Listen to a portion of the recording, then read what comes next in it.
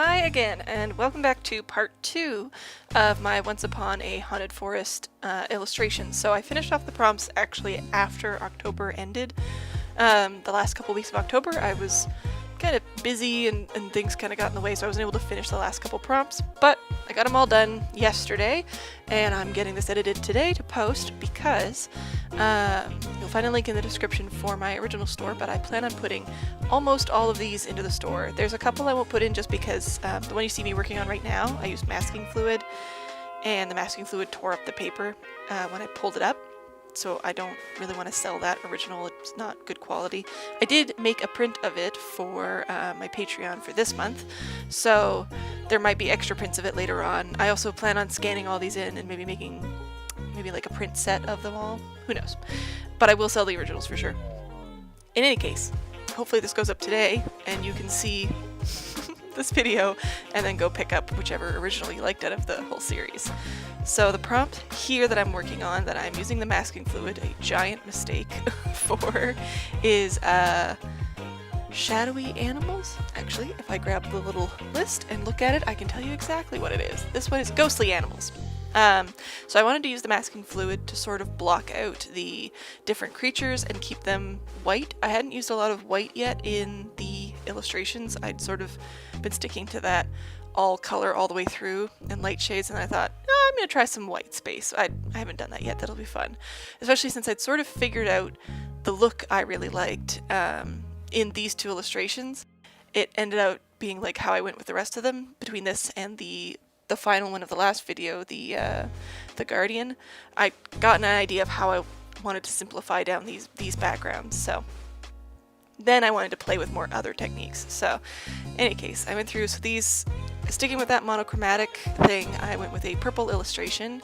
I love the color of purples that this turned out. I used my beam paints, there'll be a link to them in the description as well, and I decided to, I think I did a few less layers. I tried to go less deep so that I wouldn't muddy everything up, and I stuck with mixing everything only with my beam paints because, if you remember from the last video, I was having so much trouble with my cheaper koi set just granulating the crap out of everything, and it was resulting in just everything looking really muddy and messy, and I wasn't happy about it. So I used just my beam paints, and then if I wanted to darken anything up without like just oversaturating it, I added in just black ink, like a little tiny bit of black ink, and it worked out significantly better. I love the structure of that purple one. I'm just so mad at that masking fluid.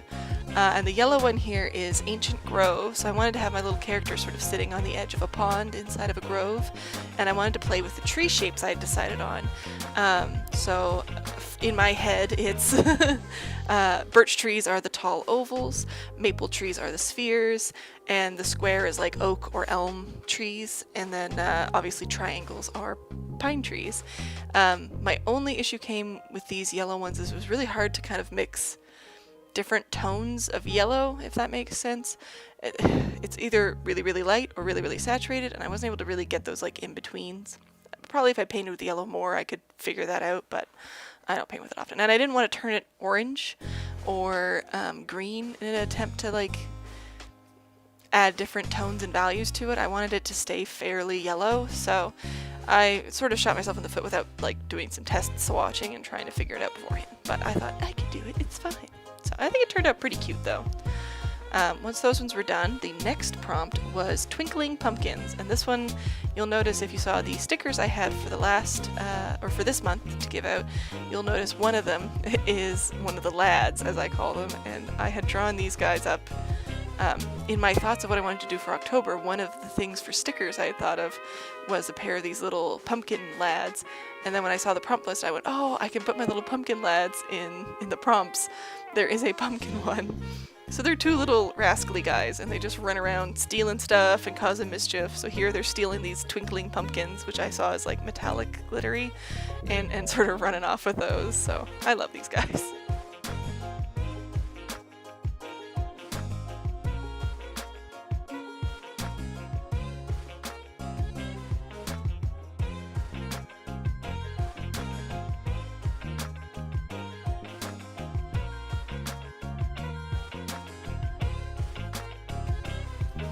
I also stopped trying so hard to break the border and tried to find more organic ways. I think I was just going a little too hard on it before. So in the purple and yellow illustrations, I only broke the border with negative space, so I added like white branches and stuff into it. You'll see in the end the final illustrations as I sweep over them. And for this one, I realized as I was painting it that the front pumpkin lad, his little leg could kick out of the frame. So I just waited to paint that entirely until I was all done and peeled up the tape. But otherwise I didn't try to break the frame with different like tree branches and things like that like I'd done before. It's better to start out simpler and get used to the concept than to start out trying to like go whole hog on it, if that makes sense.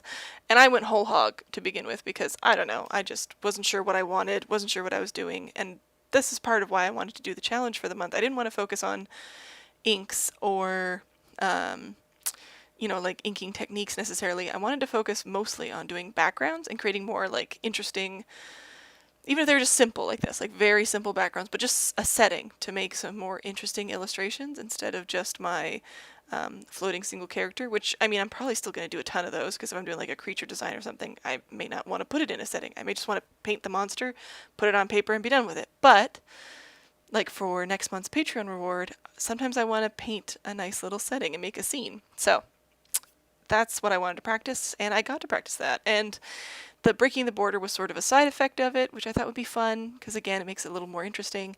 And practicing too, doing like lineless and all this stuff, because I think I realized early on I didn't want to do my characters lined and then my background lined as well. I wanted the backgrounds to be really simple so that the characters always pop off of them. So even though they won't be these, black and white, heavily silhouetted little guys like I did for the challenge, I want them to show up and be very noticeable, and I want the background to be fun, simple, and sort of subtle in behind it. So I think by the end of the month I'd sort of gotten a good idea of how I wanted to do that. These last 3 prompts I did all in 2 days, I guess. I started recording one day and then the light started to get bad, so I stopped and recorded again the next day. And these I all did at the beginning of November because, like I said, I started to run out of time.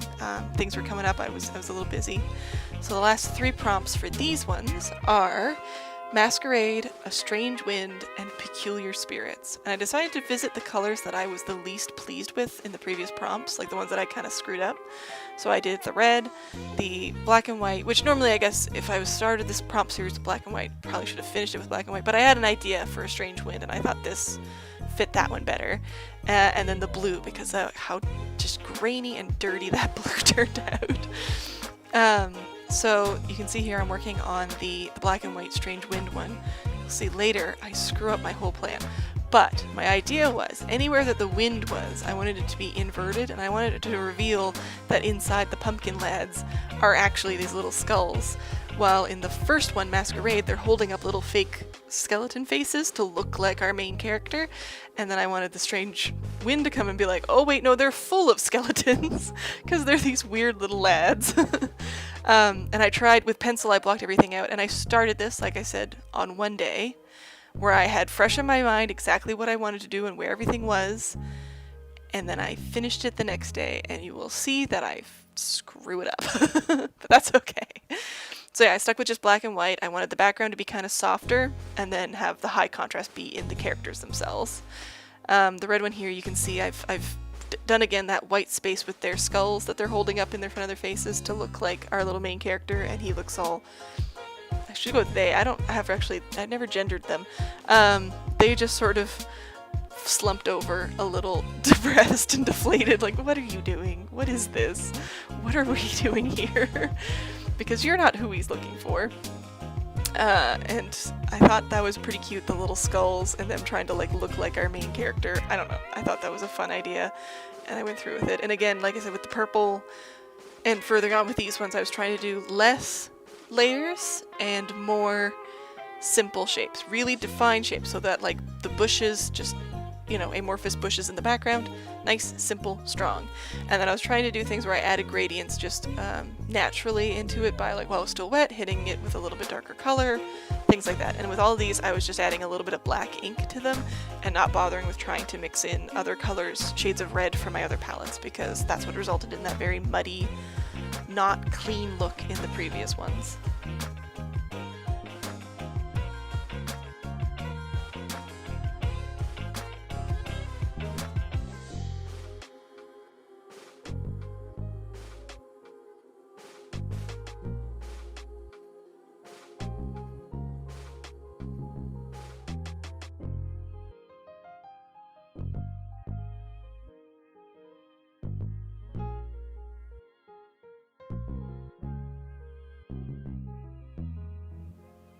So all of this painting took place on the second day.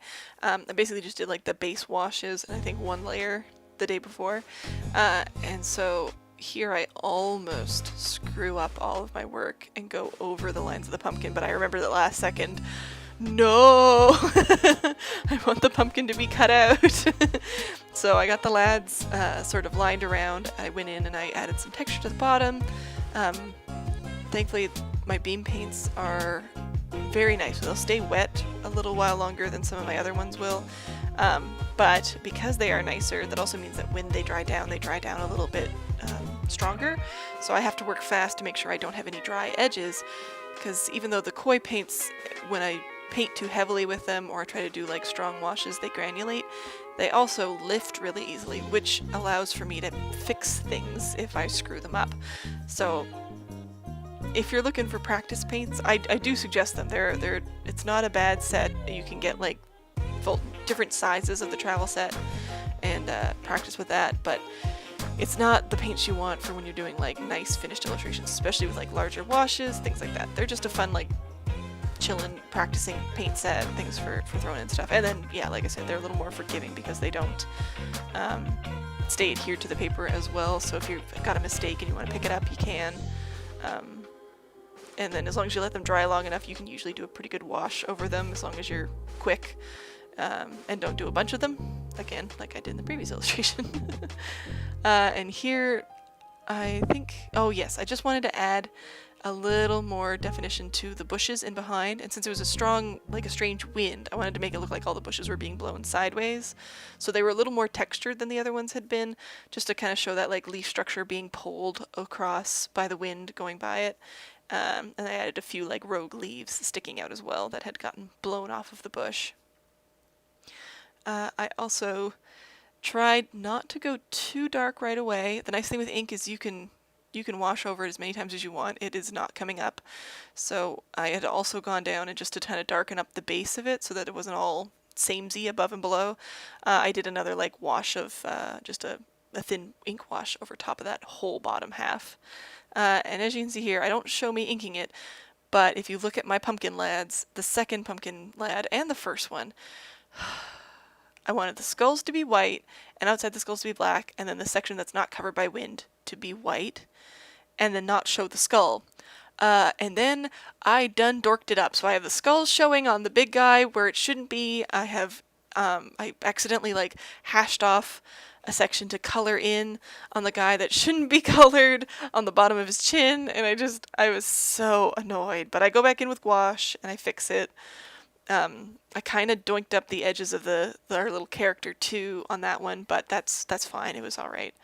And then for the last one, for Peculiar Spirits, I kind of wanted to make it look like, I guess the end of the story is our little character, that's what they're searching for, is these spirits that look like them. So like they're other maybe dead members of their community, or it is a forest spirit that's been out of the forest for too long, so it's changed, and so it's going back in. So they're white with the black details, and I gave the hedgehog like little ram's horns. The rabbit one I didn't end up giving any horns to. I just couldn't think of a good set that would look good with the big ears. And then here I went back in with some gouache, and I repainted the white sections white. So if you buy that one, you'll notice a little bit of gouache on there to try and clean it up. Oopsie doopsies.